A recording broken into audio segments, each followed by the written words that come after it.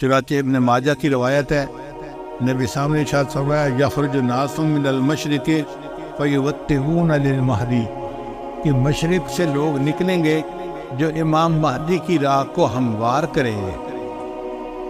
اب سعودی عرب کے مشرق میں تو ہمارا ملک بنتا ہے، اس کا مطلب یہ کہ جس کو ہم وادی سندھ کہتے تھے نا فرانا، وہاں سے لوگ اٹھیں گے۔ یہ پاکستان اور افغانستان کے درمیان کا ایک علاقہ بنتا ہے۔ اللہ ایمان والوں کو یہاں سے اٹھائیں گے اور پھر وہ امام مہدی کے آنے کی راہ ہموار کریں گے۔ بیت المقدس 3 مرتبہ فتح ہوا۔ ایک مرتبہ عربوں نے فتح کیا حضرت عمر لانو کے زمانے میں، بغیر لڑائی کے، کافروں نے چابیاں ہی حوالے کر دی تھی۔ دوسری سطح صرف کردستان کا ایک نوجوان تھا جس کا نام تھا صلاح الدین ایوبی، اس نے صلیبی جنگیں لڑیں اور کافروں سے بیت المقدس کو فتح کروا لیا۔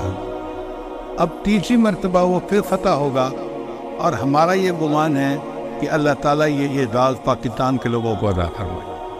علامہ اقبال نے بہت خوبصورت شعر کہا ہے فارسی میں، خضر وقت از خلوت دشت حجاز آید برو، خضر وقت سے مراد امام مہدی، خضر وقت از خلوت دشت حجاز آید برو، کاروان زی وادی دور و دراز آید برو، یعنی زی عظیم یہ کارواں جو ہے نا یہ دور دراز سے آئے گا اور حجاز کے اندر آ کر یہ برآمد ہوگا۔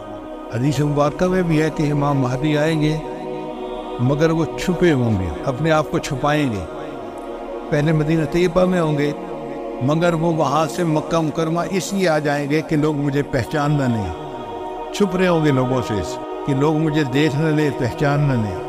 لیکن جب مکہ مکرمہ میں وہ طواف کر رہے ہوں گے تو وہ حجر اسود کے قریب آئیں گے تو ایک غیب سے آواز آئے گی کہ لوگوں یہ مہدی ہیں تو ان کی بیعت کر لو، تو لوگ ان کے ساتھ بیعت کر لیں گے اور پھر ان کے ساتھ ایک لشکر شروع ہو جائے گا۔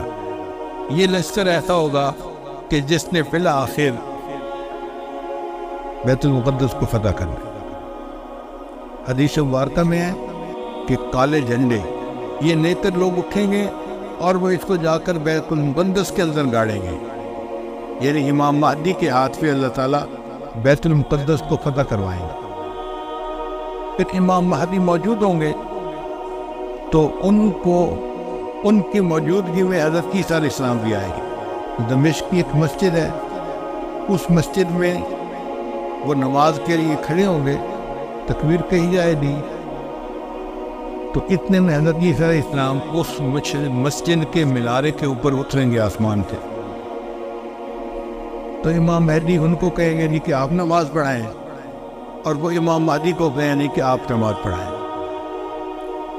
چنانچہ حضرت عیسیٰ علیہ السلام کے حکم پر امام مہدی نماز پڑھائیں گے۔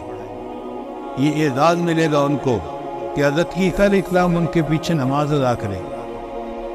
اب حضرت عیسیٰ علیہ السلام نبی علیہ السلام کی شریعت کے مطابق یہاں پر زندگی گزاریں گے۔ یہ ان کے لیے بھی اعزاز کہ انہوں نے دعا مانگی تھی کہ اللہ مجھے اپنے محبوب کی امت میں ہونے کا شرف عطا فرما، تو اللہ نے ان کو آسمانوں پہ بلا لیا اور پھر اللہ ان کو دوبارہ بھیجیں گے تاکہ وہ اس شرف کو حاصل کر سکیں۔ پھر حضرت عیسیٰ علیہ السلام بیت المقدس آئیں گے، اتنے میں دجال بھی آ جائے گا۔ اب دجال جو ہے وہ پوری دنیا کے اندر کفر کو پھیلائے گا۔ اس کے پاس ٹیکنالوجی ایسی ہوگی کہ بارش برسے گی، کھیتیاں زیادہ ہو جائیں گی، پھل زیادہ ہو جائیں گے اور لوگ اس کے پیچھے لگ جائیں گے مادی وسائل کی وجہ سے۔ بلکہ حدیث پاک میں آتا ہے کہ اس کی پیروی کرنے والی عورتیں زیادہ ہوں گی، کیونکہ عورتوں میں مادیت پرستی زیادہ ہوتی ہے، چمک دمک ان کو زیادہ کھینچتی ہے، تو یہ دجال کے فتنے میں زیادہ گرفتار ہوں گی۔ پھر حضرت عیسیٰ علیہ السلام کو جب پتہ چلے گا تو وہ دجال کی پیچھا کریں گے کہ اس کو قتل کریں۔ اب دجال وہاں سے بھاگے گا تو بھاگ کے کہاں جائے گا؟ وہ اسرائیل جائے گا، اور وہاں پر ایک جگہ ہے اس کا نام ہے باب لد۔ اس وقت بھی اسرائیل میں ایک ایئرپورٹ ہے، اس کا نام ہے لد ایئرپورٹ، شہر کا نام بھی لد ہے، اور اسرائیل والوں نے وہاں پر ایک دروازہ بنایا ہے، اس کے اوپر انہوں نے باقاعدہ لکھا ہے باب لد۔ 1400 سال پہلے نبی علیہ السلام نے فرما دیا کہ اس جگہ پر دجال پہنچے گا تو عیسیٰ علیہ السلام وہاں پر اس کو قتل کر لیں۔ بہت عرصہ میں یہ سوچتا رہا کہ دجال نے بھاگنا تھا تو کہیں پہاڑوں میں رفوش ہو جاتا۔ رشیا کے پہاڑ ہیں، دوسرے ملکوں میں پہاڑ ہیں، پہاڑی سلسلے تو بہت ہیں پوری دنیا میں، تو یہ مقام لد کا کیا مان؟ بعد میں بات سمجھ میں آئی کہ لد کا جو ایئرپورٹ ہے نا وہ اسپیس پورٹ بھی ہے، یعنی وہاں سے جہاز بھی اڑتے ہیں اور وہاں سے خلائی گاڑیاں بھی اڑ کے خلا میں جاتی ہیں۔ اس کا مطلب یہ کہ دجال یہ چاہے گا کہ میں لد پہنچوں اور وہاں سے اسپیس شپ میں بیٹھ کے میں خلا میں چلا جاؤں، کیونکہ دنیا تو مجھے یہ نہیں چھوڑیں گے، تو میں یہاں دنیا سے چلا ہی جاؤں۔ تو اس کی کوشش یہ ہوگی کہ میں یہاں سے خلا میں چلا جاؤں، مگر اللہ تعالیٰ فضل فرمائے گے اور عیسیٰ علیہ السلام اس کو اپنی فلائٹ لینے سے پہلے لد کے مقام پہ قتل کر لیں۔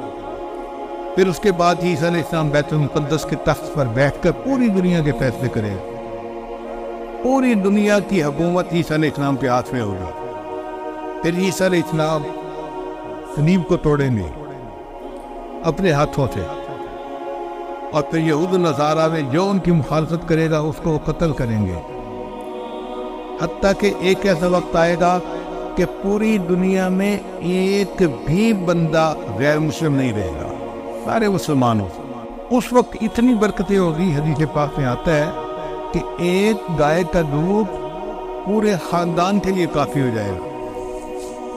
اب یہ بات تو سمجھ میں آتی ہے، آج ایسی گائے بن گئی ہیں جو 100 لیٹر دودھ دیتی ہیں ایک دن میں۔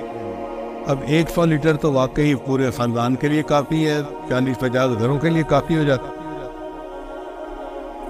یہ باتیں نبی سامنے اس وقت فرمائی جبکہ لوگوں کو اس کا تصور بھی نہیں ہو سکتا تھا۔ میرے آقا صلی اللہ علیہ وسلم کی نگاہ کیسی تھی؟ یہ نگاہ نبوت تھی جو بہت دور دیکھ لیتی تھی، کہ 1400 سال پہلے بیٹھ کر ایسی باتیں تھیں جیسے آج اپنی آنکھ سے دیکھ کے کوئی بندہ باز کر رہا ہوتا۔ پھر عیسیٰ علیہ السلام فوت ہو جائیں گے، اور اس کے بعد جو بگاڑ آئے گا نا وہ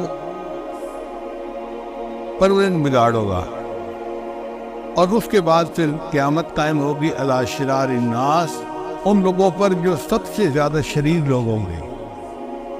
تو ایسے لگتا ہے حالات سے کہ قیامت کے بڑی بڑی نشانیاں پوری ہو گئی، اب امام مہدی کے آنے کا وقت بہت قریب ہے۔